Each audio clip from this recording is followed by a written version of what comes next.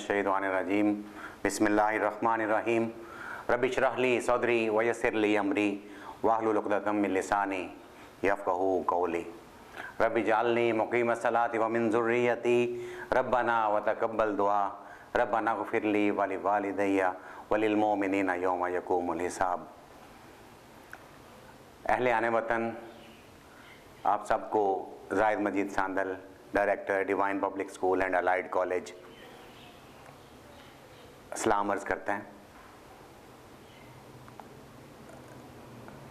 इस साल अल्हम्दुलिल्लाह सन 2025 में 14 अगस्त को पाकिस्तान अपना 78वां यौम आज़ादी मनाएगा।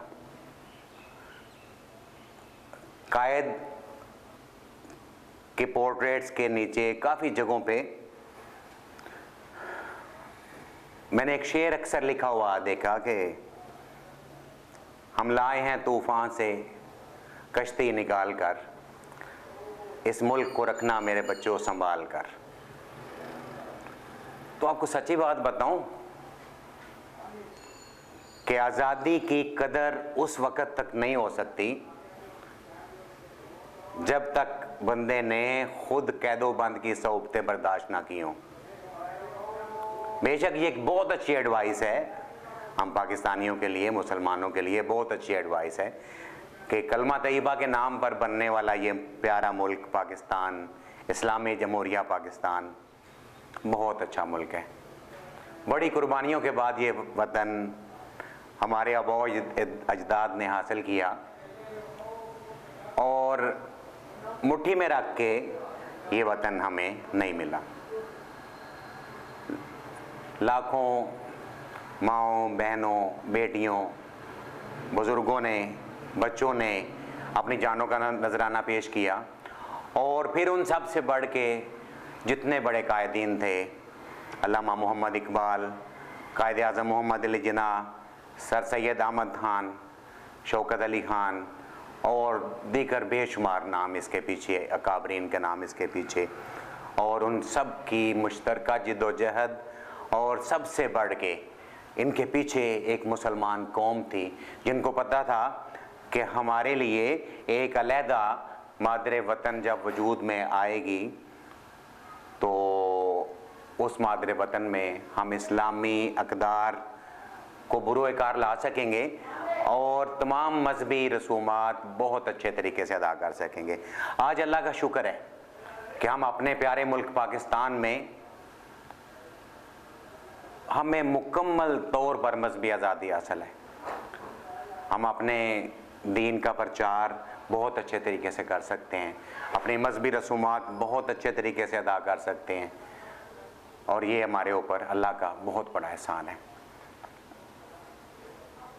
सामीन व क़ारीन, बल्कि यहाँ पे तो सामीन हैं आप सब, मेरी आपसे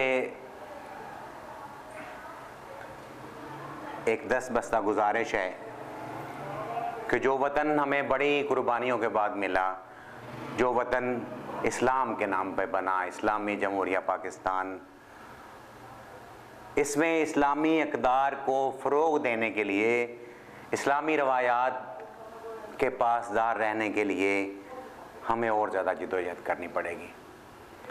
एक आम शहरी से लेके हमारे हुक्मरानों तक सबको अपनी अपनी ज़िम्मेदारियों का एहसास करना पड़ेगा, तब जाकर ये हमारा वतन ये जन्नत का गहवारा बनेगा। सो आप सबसे गुजारिश है कि इस्लाम के नाम पे बनने वाले इस मुल्क में हमें इस्लामी कवानीन को लागू करना होगा, इस्लामी कवानीन का नफाज करना होगा।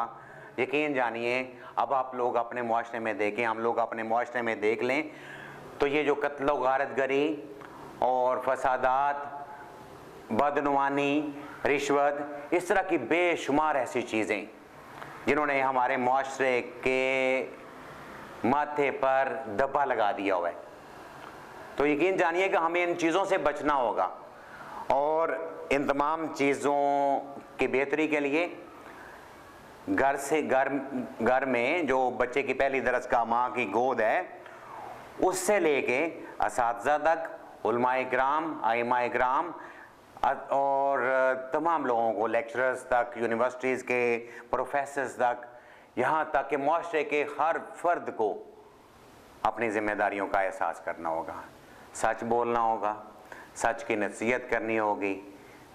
और जो उससे बड़ी बात है कि वारिज़ अनिल जाहिलीन वकालू सलामा वाले फार्मूले पे अमल करना होगा कि जब हम खामखा की फजूल की बहसों में उलझेंगे तो मसाइल बढ़ेंगे। तो हमने क्या करना है कि ये जो पूरी दुनिया में पाकिस्तान मुल्क जो है, जो इस्लाम के नाम पे बना है, यकीन जानिएगा हम लोग अपनी करप्शन में टॉप पे गिने जा रहे हैं। तो ऐसा क्यों है कि मादरे इल्मी वाले भी और बच्चे की जो पहली दरसगाह माँ की गोद है, इन दोनों चीज़ों से यकीन जानिएगा हक की आवाज़ और सच की आवाज़ सुनाई नहीं दे रही। वो एक पंजाबी का मुहावरा है ना, पोतड़ियाँ दे बिगड़े कदी नहीं सुधरे। तो ये पोतड़े से मुराद सिर्फ यही नहीं है कि जो बिल्कुल इंतहाई जो इनफेंसी की उम्र है, जो इंतहाई बचपन की उम्र है, वहाँ से बिगड़ें, बल्कि पोतड़ियाँ मीन इनके ददयाल ननियाल भी आ जाते हैं कि जिस उम्र में बच्चा लंगोट बांधता है उस उम्र से लेके अगली तमाम उनकी उम्रों तक ये जो बचपन का बिगाड़ या दुरुस्त नहीं होता। मिसाल के तौर पे मैं अलाइड कॉलेज अलीपुर चट्टा चला रहा हूँ, डिवाइन स्कूल अलीपुर चट्टा चला रहा हूँ, divine public school DPS campus है।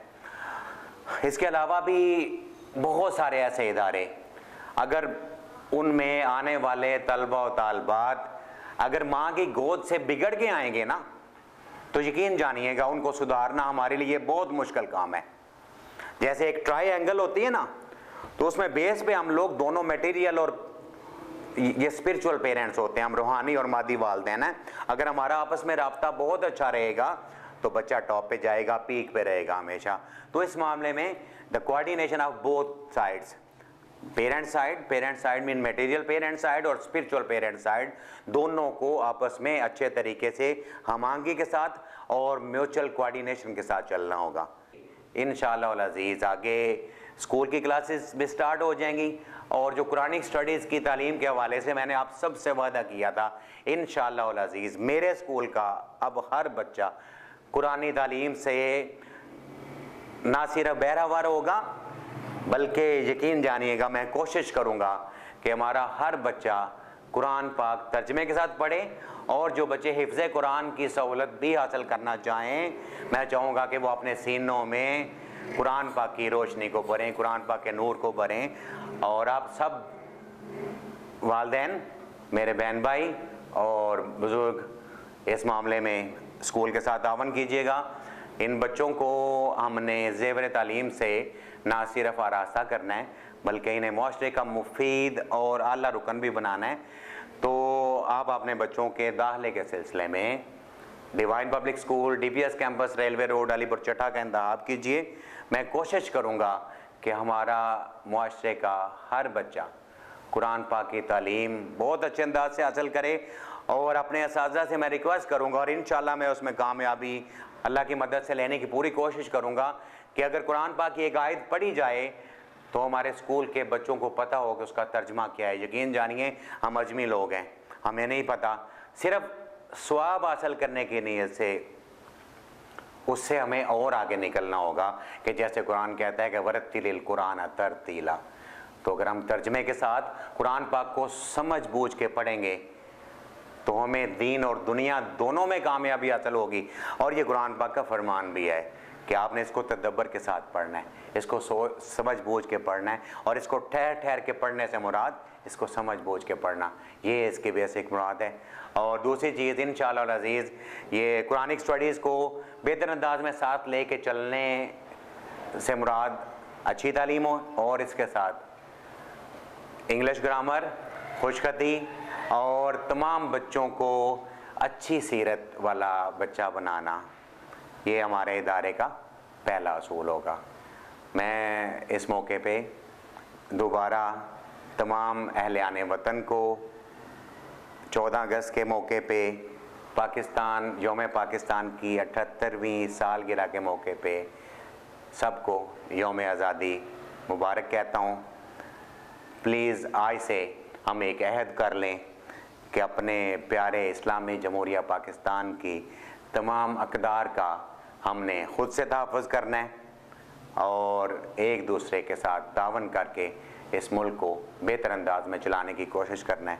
अल्लाह ताला हम सब का हामी व नासर हो। वमा अलैना इल्लल बलागुल मुबीन।